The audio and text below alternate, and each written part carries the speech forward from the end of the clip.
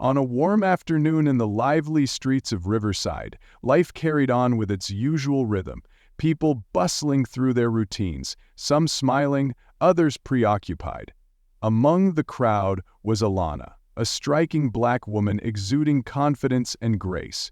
She wore a flowing, elegant dress that moved with her purposeful steps. Around her neck hung a golden chain, its brilliance catching the sunlight.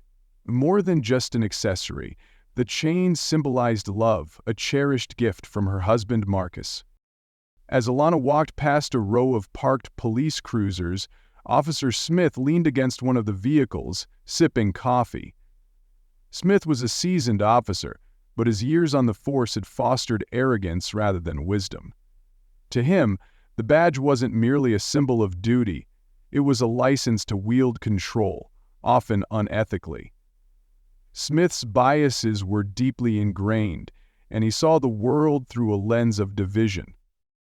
When Smith noticed the gleam of Alana's chain, her confident demeanor unsettled him. Unlike others who might quicken their pace or avoid eye contact, she walked past him with poise, ignoring his presence. To Smith, it felt like a challenge, one he couldn't resist addressing. As Alana strolled down the street, the golden chain around her neck caught the sunlight, drawing Officer Smith's gaze. Something about her self-assured demeanor irked him. She didn't avert her eyes, quicken her pace, or show any of the nervousness he expected when people encountered him. Instead, she moved with calm confidence, which he interpreted as defiance. His ego bristled. Setting his coffee cup on the hood of the cruiser, he called out sharply, "Hey, you!" Alana stopped and turned, her brow furrowing slightly in confusion. "Yes, officer?" she asked politely, though her voice carried a cautious undertone. Smith approached her with a stern expression, folding his arms as he eyed the golden chain. "That chain around your neck, where did you get it?" he demanded, his tone accusatory rather than curious. Alana blinked, momentarily taken aback. "It's mine," she replied calmly. "A gift from my husband." Smith's eyes narrowed as he scrutinized her. "A gift, huh? Looks expensive. Are you sure it's yours? You match the description of someone reported for theft." Alana's jaw tightened slightly, but she maintained her composure. "I assure you, officer, I haven't stolen anything. This chain belongs to me." But Smith wasn't interested in her explanation. His biases had already clouded his judgment, and he had made up his mind. To him, Alana didn't belong. Her confidence, her presence, and her possession of such a valuable item were all suspicious.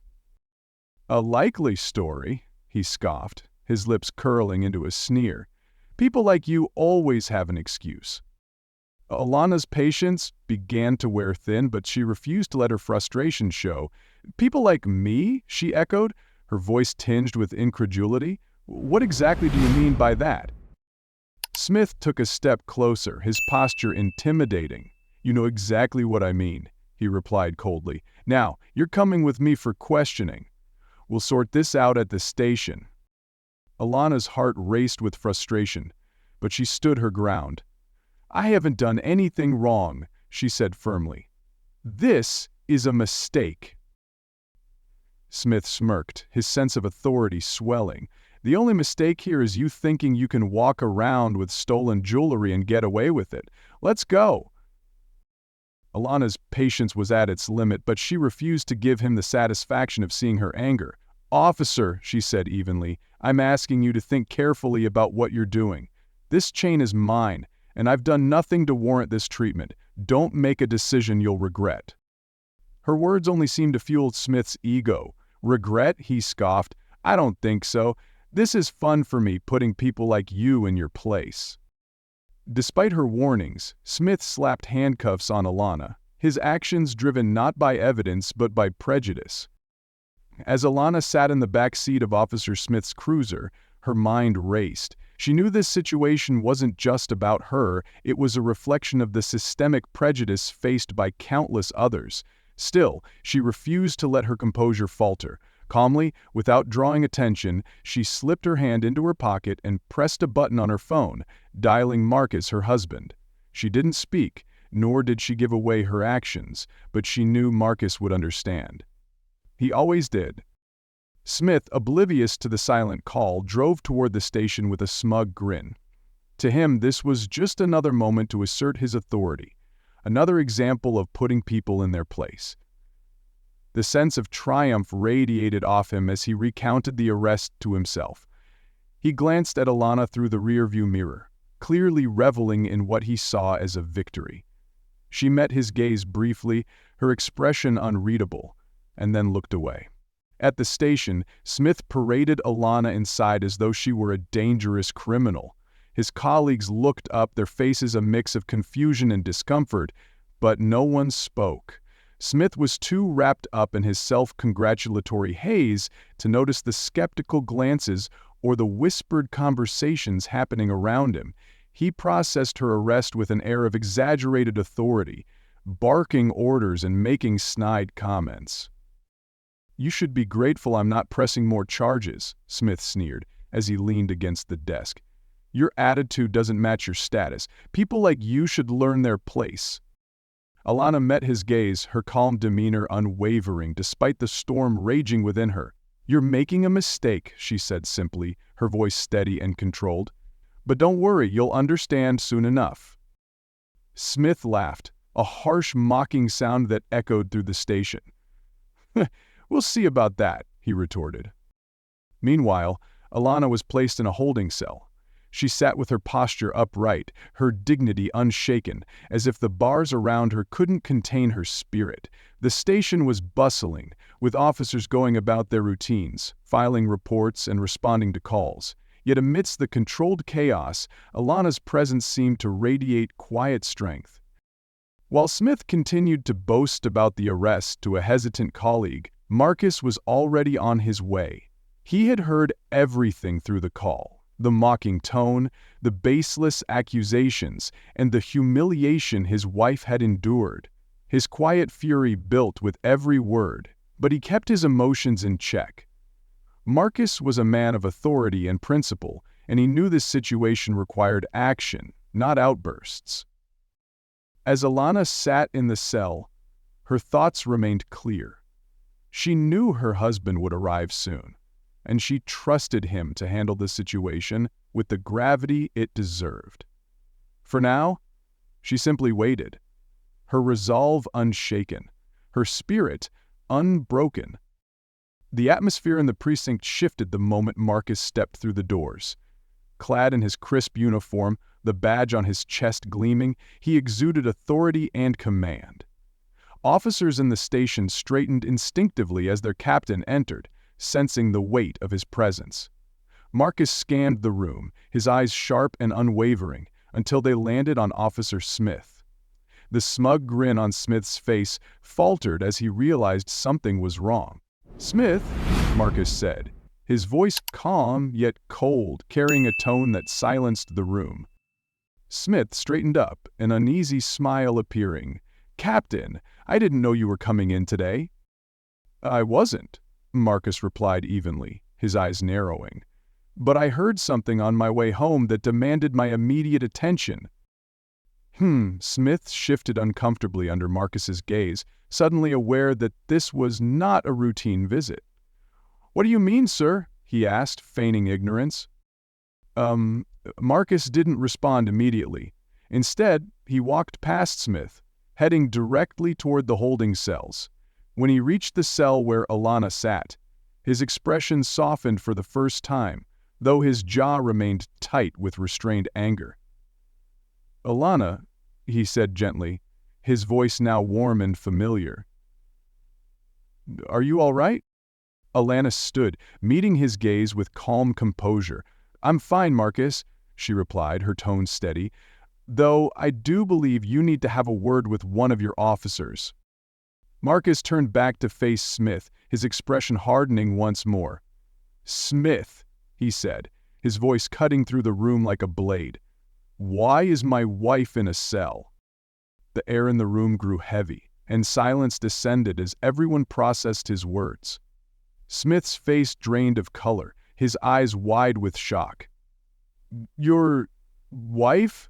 he stammered, his voice barely above a whisper. "Yes," Marcus snapped, his voice sharp and unyielding. "My wife. The woman you arrested without cause, humiliated and insulted." Smith stumbled over his words, trying to justify his actions. She was acting suspicious and the change— "Don't," Marcus interrupted, his tone dangerous. "Don't try to justify this. I heard everything. Every word you said. Do you have any idea how disgraceful your behavior was? Not just as an officer, but as a human being." Smith took an unsteady step back, his legs weak under the weight of Marcus's words. "Captain, I made a mistake," he stammered. "Please, I'll change. Don't do this." Marcus's eyes burned with controlled fury. "You think this is about me?" he asked, his voice low and steady. "This is about you, about the way you've treated people, my wife included. You've disrespected the badge and the oath you swore to uphold." The room remained silent, tension thick in the air. Other officers exchanged uneasy glances, none daring to intervene. Marcus continued, his tone unrelenting. "You're suspended effective immediately. Turn in your badge and your gun before you leave this building, and before you even think about returning, you will attend 6 months of anti-racism training and therapy. That's the bare minimum." Smith's knees buckled and he sank to the floor, his head bowed in shame. "Please, Captain," he whispered, tears streaming down his face. "Give me another chance. I promise I'll change." Marcus's glare remained steady, unmoved by the display. But before he could respond, Alana stepped forward, her calm voice breaking the silence. "Marcus," she said softly, placing a hand on his arm. "Let him go through the training and therapy. Give him a chance to prove himself." Marcus glanced at her, his expression softening slightly. "Are you sure?" he asked quietly. "Yes," Alana said with a nod. "If we don't give him a chance, how will he ever learn?" Marcus studied her for a moment, then turned back to Smith. "Fine," he said, his tone firm. "You have 6 months. Prove that you can change. If you fail, you're done. Understood?" Smith nodded frantically, his voice choked with emotion. "Yes, sir. Thank you, sir. And ma'am, I promise I'll change." Marcus unlocked the cell and helped Alana out. As he escorted her to the car, his protective arm around her shoulders, his anger began to subside, though his disappointment in Smith lingered. "You handled that well," he said quietly to Alana. "Better than I would have." Alana smiled faintly. "People like Smith don't need hatred," she replied. "They need education. And maybe, just maybe, he'll become a better person because of this." Marcus nodded, squeezing her hand. "You're incredible, you know that?" Together, they left the precinct, leaving behind the chaos but carrying forward hope for change. Over the next 6 months, Smith embarked on a journey of intense self-reflection and transformation. The suspension marked a low point in his life, but it was also a turning point. Sent to mandatory anti-racism training and therapy, Smith was forced to confront the biases and prejudices that had shaped his behavior for years. The anti-racism program was nothing like Smith expected. The first session began with a diverse group of participants sharing their experiences with systemic racism, prejudice, and discrimination. A young black woman named Sandra spoke about being denied opportunities despite her qualifications. Hector, a Latino man, shared the heartbreak of his father being deported after living in the country for over 20 years. Each story was a mirror reflecting the injustice and pain caused by prejudice. Initially, Smith was defensive, chalking their experiences up to exaggeration. But as the stories unfolded, something shifted within him. The pain in their voices was undeniable, and it began to resonate in ways he hadn't anticipated. When it was his turn to speak, Smith hesitated. I don't even know where to start," he admitted, his voice barely above a whisper. "I've always thought I was just doing my job, but hearing this, maybe I wasn't. Maybe I was blind." Sandra fixed him with a sharp gaze. "It's not about being blind," she said. "It's about choosing not to see." Her words hit Smith like a thunderclap. He realized that his actions weren't just the result of ignorance, they were choices, deliberate decisions to ignore the humanity of those he encountered. This epiphany was painful, but it marked the beginning of a transformation. In therapy, Smith began to unravel the deeper roots of his prejudice. His therapist, Dr. Patel, was gentle but firm in her approach. "Why do you think you felt justified in arresting Alana that day?" she asked during one session. Smith shifted uncomfortably in his seat. I don't know," he muttered. "Maybe because I thought I had the right to. I thought I was just enforcing the law." Dr. Patel nodded. "And what about the things you said to her, calling her arrogant, telling her to know her place? Were those part of your job too?" Smith's face burned with shame. "No," he admitted. That was me, my own biases." "Good," Dr. Patel said. "Acknowledging that is the first step. But understanding why you felt that way is what will help you change." Over weeks of therapy, Smith dug deep into his upbringing. He recalled his father's frequent use of racial slurs and the casual racism that had pervaded his home. These attitudes had seeped into him, unexamined, and shaped the way he viewed the world. For the first time, Smith began questioning the beliefs he had once accepted without thought. One day, Dr. Patel gave him an assignment: to write a letter to the version of himself who arrested Alana. "Tell him what you've learned," she said. It was a humbling exercise. In the letter, Smith poured out his remorse, acknowledging the harm he had caused, the dignity he had stripped from others, and the ways he had failed not just as a police officer, but as a human being. When he read the letter aloud in his next session, tears streamed down his face. "I didn't realize how much damage I was doing," he said, his voice breaking. "I thought I was just enforcing the law, but I was enforcing my own biases." By the end of the 6 months, Smith was a changed man. The journey had been grueling, but it had opened his eyes to the realities of systemic racism and his role in perpetuating it. He returned to the precinct nervous but determined, ready to prove that he had become someone worthy of a second chance. When Smith returned to the precinct after 6 months, his demeanor was entirely different. Gone was the arrogant officer who had once reveled in his authority. Now he stood before Captain Marcus and Alana with humility and a clear sense of purpose. His voice trembled as he began, "I'm sorry. Truly sorry. Not just to you, Captain, and Alana, but to everyone I've wronged. Over these months, I've learned how deeply my actions hurt others, and I know I can't undo the past, but I want to make things right." Marcus studied him for a long moment, his expression unreadable. "Words are easy, Smith," he said evenly. "How will I know this isn't just for show?" Smith took a deep breath. "You won't, not yet, but I'll prove it. Give me the chance and I'll show you I've changed." After a tense pause, Marcus nodded. "You're on probation. One misstep, and you're done." Grateful for the opportunity, Smith embraced the challenge. He began leading anti-racism workshops for new recruits, openly sharing his journey, admitting his mistakes, and emphasizing the importance of empathy and accountability.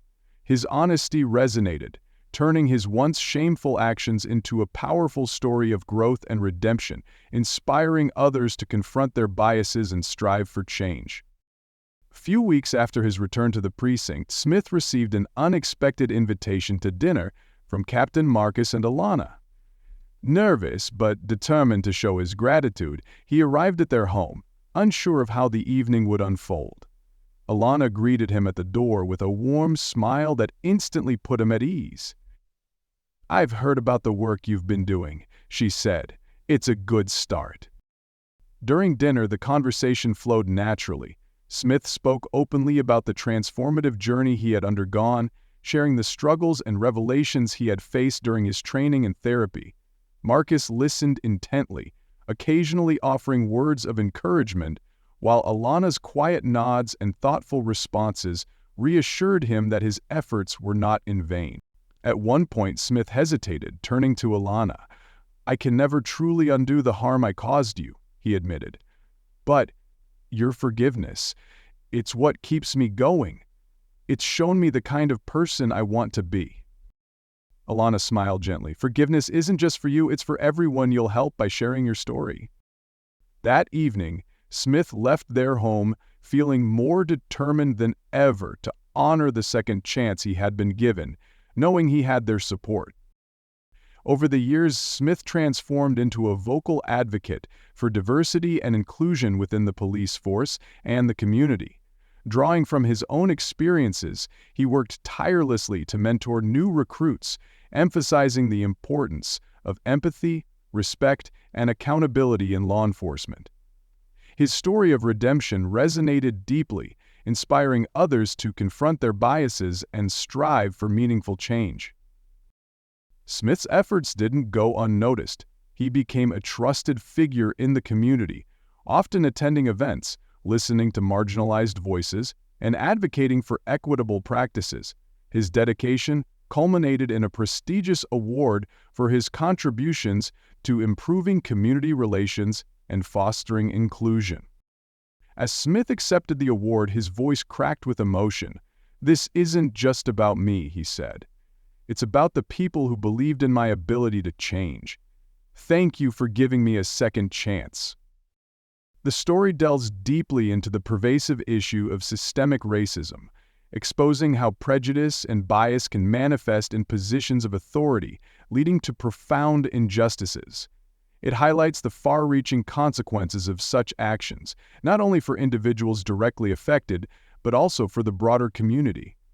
At its core, the narrative underscores the transformative power of forgiveness, as seen through Alana's ability to extend grace to Smith despite his wrongful actions. Her forgiveness serves as a catalyst for his personal growth, demonstrating that compassion can inspire meaningful change. Additionally, the story emphasizes the potential for transformation through education and accountability. Smith's journey from a prejudiced officer to a champion of equality illustrates that confronting one's biases and taking responsibility for past mistakes are essential steps toward redemption. Ultimately, the story offers hope, showing that even those deeply entrenched in harmful behaviors can change when given the tools, guidance, and opportunity to do so. Tell us where you're watching from. If you feel strongly inspired by this story, don't forget to like, subscribe to the channel, and ring the bell to spread good values to more people.